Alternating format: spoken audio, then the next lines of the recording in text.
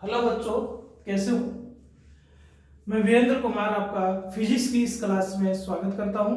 और बच्चों, last class में हमने जो फैराडे के और हेनरी के द्वारा जो लो जो अपने पास एक्सपेरिमेंट दिए गए थे इलेक्ट्रोमैग्नेटिक इंडक्शन के, हमने उनका डिस्कशन किया था। और उस डिस्कशन में मैंने आपको एक बात आपको समझाई थी कि जब भी इन्होंने क्या एक मेन पॉइंट इन्होंने कहा, इन्होंने मेन पॉइंट ही कल बताया जो हमने क्लास लास्ट में बताया था कि जब फ्लक्स में चेंजेस आते हैं, तो फ्लक्स में चेंजेस की वजह से एक ईएमएफ प्रोड्यूस होता है जिसको इंड्यूस्ड ईएमएफ हमने कहा था। और यदि सर्किट कंप्लीटली क्लोज होता है तो उसमें करंट का फ्लो भी होने लग जाता है। करंट के फ्लो को बताने के लिए हमने एक्सपेरिमेंट के अंदर गैल्वेनोमीटर का यूज किया था। तो यहाँ एक इंड्यूस्ड अपने पास क्या होता है, करंट भी क्या होता था, प्रोड्यूस्ड होता था। ऐसा हमने एक्सपेरिमेंट के थ्रू आपको समझाया था। यानी फेराडे के जो एक्सपेरिमेंट थे जो रिलेटेड अपने पास इलेक्ट्रोमैग्नेटिक इंडक्शन थे, उनमें हमने आपको डिस्कशन किया था कि जब भी फ्लक्स में चेंजेस आते हैं तो वहां पर इंड्यूस्ड ईएमएफ है, इंड्यूस्ड करंट क्या होता है, प्रोड्यूस होता है। उनके जो रीजंस अपने पास है किनके, एक्सपेरिमेंट के। और मैंने आपको जो लास्ट लेक्चर था उसमें एक्सपेरिमेंट नंबर 1, 2 एंड 3 मैंने डिस्कशन किया था। एक्सपेरिमेंट नंबर 1 में हमने मैग्नेट के थ्रू, एक्सपेरिमेंट नंबर 2 में हमने अदर कॉइल जिसमें एक कांस्टेंट करंट का फ्लो हो रहा था उसके थ्रू, थर्ड में हमने करंट का वेरिएशन करके जो इंड्यूस्ड अपने पास में करंट था या जो डिफ्लेक्शन आ रहा था फ्लक्स में चेंजेस की वजह से, उसका स्टडी किया था। आज की इस क्लास में हम सबसे पहले फैराडे के लॉज हम टोटल पढ़ेंगे। और वो लॉज जो है कहीं ना कहीं अपने पास में जो एक्सपेरिमेंट आए थे उन एक्सपेरिमेंट का रीजन को ही डिस्कशन करता है। सबसे पहले हम बात करें कि इसके कितने लॉज होते हैं, तो इसके बच्चों 2 लॉज होते हैं। फर्स्ट लॉ हम फर्स्ट डिस्कशन करते हैं, फर्स्ट लॉ का डिस्कशन करते हैं। फर्स्ट लॉ क्या होता है, एक मैं आपको फर्स्ट, सेकंड या थर्ड एक्सपेरिमेंट को एक बार यहाँ वापस से डिस्कशन कर रहा हूं ताकि फर्स्ट लॉ को एक बार हम यहाँ समझ सके।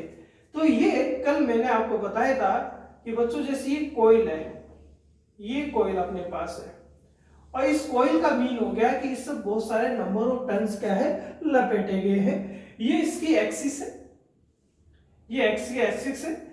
जिन स्टूडेंट्स ने मेरे पहले वाले वीडियो नहीं देखे वो देखें और समझने की कोशिश करें कि वहां पर हमने जो इलेक्ट्रोमैग्नेटिक इंडक्शन था उसको किस तरीके से एक्सपेरिमेंट के थ्रू समझाया था। ये इसका एक्सिस अपने पास है और हमने क्या कर दिया है, इसको कनेक्ट कर दिया है किसके थ्रू, एक गैल्वेनोमीटर के थ्रू हमने इसको कनेक्ट कर दिया है। और गैल्वेनोमीटर का जो पॉइंटर होता है वो तो स्टार्टिंग में मिड में होता है, 0 पर होता है, क्योंकि गैल्वेनोमीटर बोथ डायरेक्शन में क्या देता है, डिफ्लेक्शन देता है। दोनों डायरेक्शन में क्या बताता है, डिफ्लेक्शन बताता है, जिससे हमें यह भी इसमें पता चल जाता है कि करंट का फ्लो कौन सी डायरेक्शन में अपने पास हो रहा है, क्लॉकवाइज हो रहा है या एंटी क्लॉकवाइज हो रहा है। मैं फर्स्ट एक्सपेरिमेंट के थ्रू एक बार आपको जो फर्स्ट लॉ है उसको डिस्कस कर रहे हैं।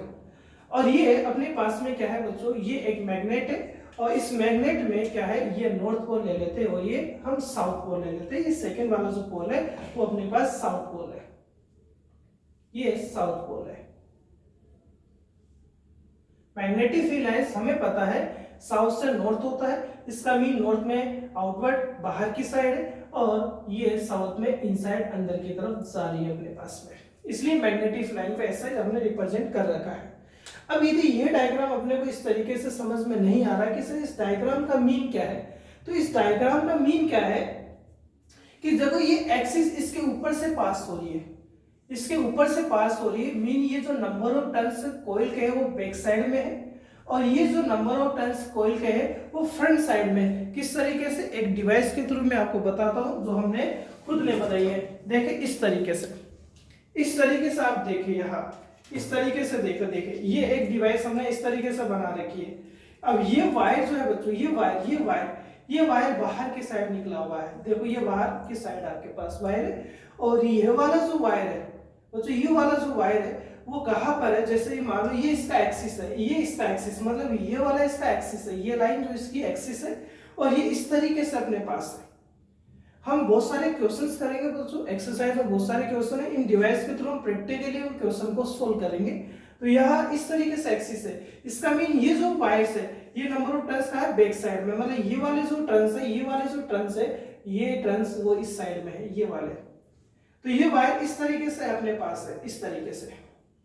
क्या आपने को चीज समझ में क्या है कि ये वायर जो है, ये वायर, ये जो आपके पास वायर है वो बाहर है, मतलब ये वाले वायर जो है वो इस साइड में, क्योंकि एक्सिस इसके ऊपर से पास नहीं हो रही है, एक्सिस यहाँ से ऊपर से पास हो रही है। इसका मीन हो गया कि ये वायर जो है वो फ्रंट में नहीं होकर किस साइड है, बैक में अपने पास है। अब हम बात करते हैं हमारे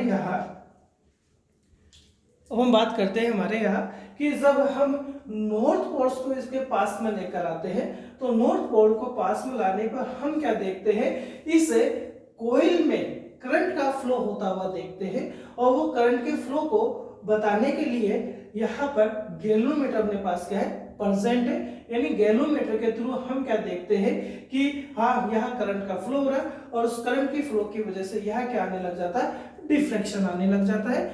इसका मीन ये हुआ, हाँ अब आपको डिस्कशन में नहीं, पूरा डिटेल से नहीं, क्योंकि पूरा डिटेल से हम लास्ट वाली क्लास में बता चुके हैं। तो यह फ्लक्स में चेंजेस हुआ, किसमें चेंज हुआ, फ्लक्स में चेंजेस हुआ। और सर फ्लक्स में कैसे चेंजेस हुआ, क्योंकि जब देखो नॉर्थ कोइल यदि इसके पास में जा रहा है, तो यहाँ इसका जो मैग्नेटिक फील्ड होगा, इसका जो मैग्नेटिक फील्ड होगा वो बच्चों क्या होगा, इंक्रीज होगा। क्योंकि देखिए आप देखिए मैग्नेट पास जा रहा है, तो इसके, क्योंकि हमें पता है कि मैग्नेट से जैसे जैसे दूर जाते हैं वैसे वैसे मैग्नेटिक फील्ड डिक्रीज होता है, मैग्नेट के पास में मैग्नेटिक फील्ड भी ज्यादा रहेगा।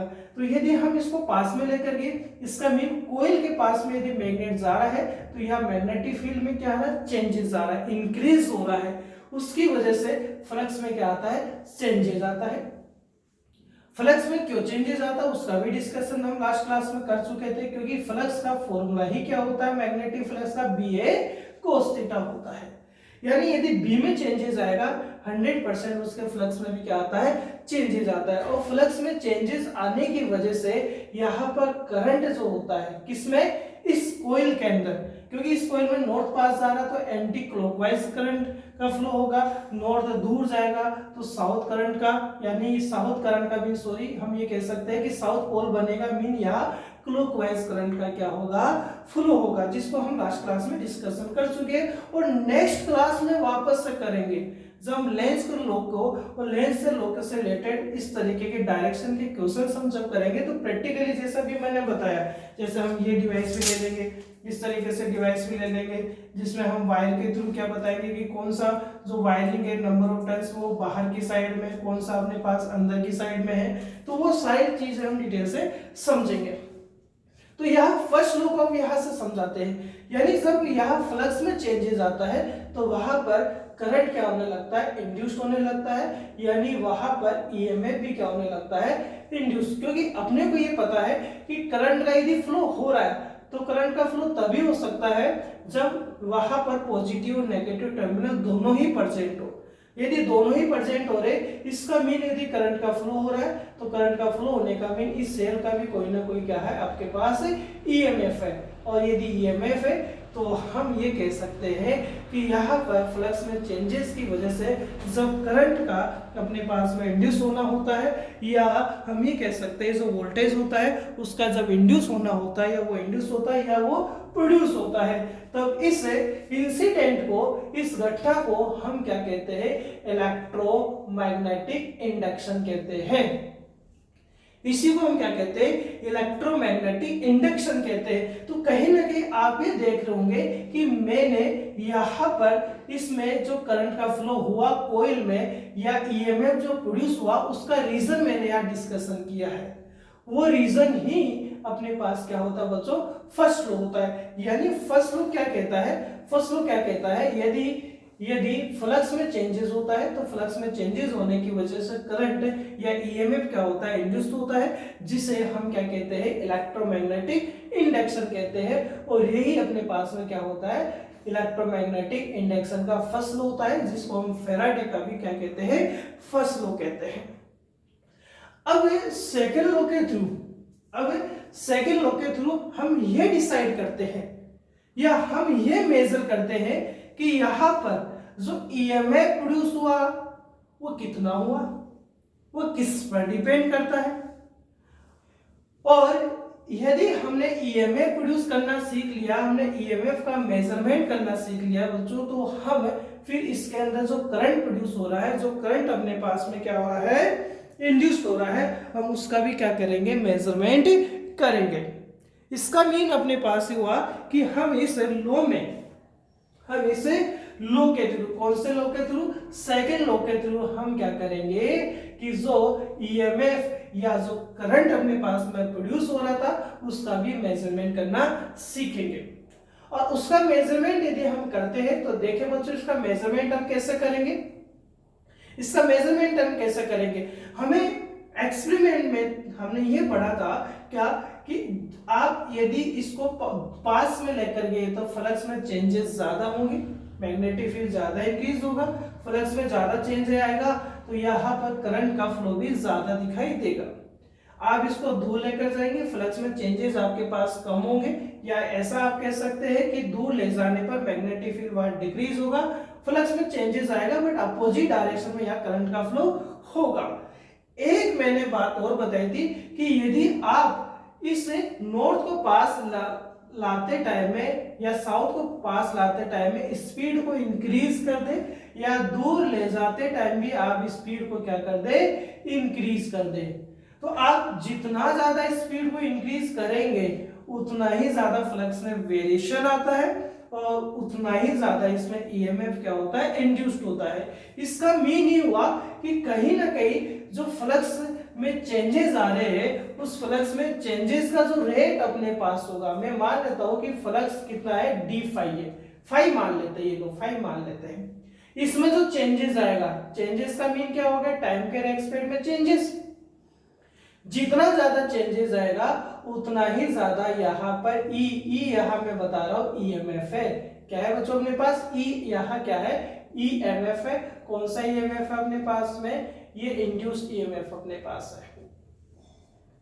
तो ये जो इंड्यूस्ड ईएमएफ जो प्रोड्यूस होता है वो कहीं ना कहीं फ्लक्स में चेंजेस के क्या होता है, डायरेक्टली प्रोपोर्शनल होता है। इसका भी नहीं हुआ कि फ्लक्स में चेंजेस जितना ज्यादा होगा उतना ई आएगा, यानी ई फ्लक्स में चेंजेस के डायरेक्टली प्रोपोर्शनल है। यहाँ में कांस्टेंट का यूज कर रहे हैं और कांस्टेंट के हम ले रहे हैं, और इस कांस्टेंट का जो वैल्यू होगा बच्चों अपने पास में, इस कांस्टेंट का जो वैल्यू होगा वो कितना है लेंगे हम, हर सिस्टम में 1 लेंगे, यानी यहाँ कोई भी कांस्टेंट का यूज नहीं किया जा रहा। लेकिन मैं यह एक साइन का यूज करना चाह रहा हूँ, और वो साइन में क्या ले रहा हूँ बच्चों, यहाँ नेगेटिव साइन ले रहा हूँ। नेगेटिव साइन का मीन क्या होता है, नेगेटिव साइन कहीं ना कहीं लेंस लॉ को डिफाइन करेगा, क्योंकि हमें पता है कि यदि आप नॉर्थ को पास लेकर गए तो इसके अंदर नॉर्थ पोल ही बनेगा, और यदि नॉर्थ पोल बनेगा तो ये नॉर्थ के पास जाने को क्या करता है, अपोज करता है, जो हम लेंस के थ्रू पढ़ेंगे भी और एक्सपेरिमेंट में मैंने समझाया भी था। जब हम इसको दूर लेकर जाएंगे तो इसमें साउथ पोल बनेगा, जो दूर जाने को भी क्या करेगा, इसको अपोज करेगा, यानी मेन फ्लक्स में चेंजेस को अपोज करता है, फ्लक्स में चेंजेस का विरोध करता है। तो ये जो माइनस साइन है बच्चों, ये फ्लक्स में चेंजेस को बता रहा है, ये फ्लक्स में चेंजेस को अपोज कर रहा है, ये फ्लक्स में चेंजेस का क्या कर रहा है, विरोध कर रहा है। और ये बता रहा है कि जो अपने पास में करंट आएगा उसका जो डायरेक्शन होगा वो कहीं ना कहीं लेंस के लॉ के अकॉर्डिंग दिया जाएगा, यानी फ्लक्स में चेंजेस को अपोज किया जाएगा। अब हम नंबर ऑफ टर्न्स यदि n ले लें, सपोज करो कि स्टूडेंट्स हम यहाँ नंबर ऑफ टर्न्स n ले लेते हैं, कि सपोज इसमें नंबर ऑफ टर्न्स कॉइल कितने हैं, n है, तो ये E कितना होगा, E होगा -n d∅dt होगा, यानी अपने पास में जो ईएमएफ होगा वो आप n से जब मल्टीप्लाई कर देंगे तो उसके इक्वल क्या आता है, प्राप्त होता है। इसके बाद जो हम देखते हैं कि जैसे हमें करंट का वैल्यू भी डिफाइन करना हो, हमें जो करंट इंड्यूस करंट जो आ रहा है वो वैल्यू भी आपको फाइंड करना हो, तो देखो कैसे फाइंड करेंगे। या इंड्यूस करंट की यदि हम बात करते हैं तो हम ओम्स के लॉ का फॉर्मूला यूज ले रहे हैं, ओम्स का लॉ यूज ले रहे हैं। ओम्स लॉ क्या कहेगा, वी यानी पोटेंशियल, यहाँ पोटेंशियल की जगह कौन होगा, ईएमएफ होगा, ई, और ई इक्वल्स टू क्या होता है, आई आर होगा।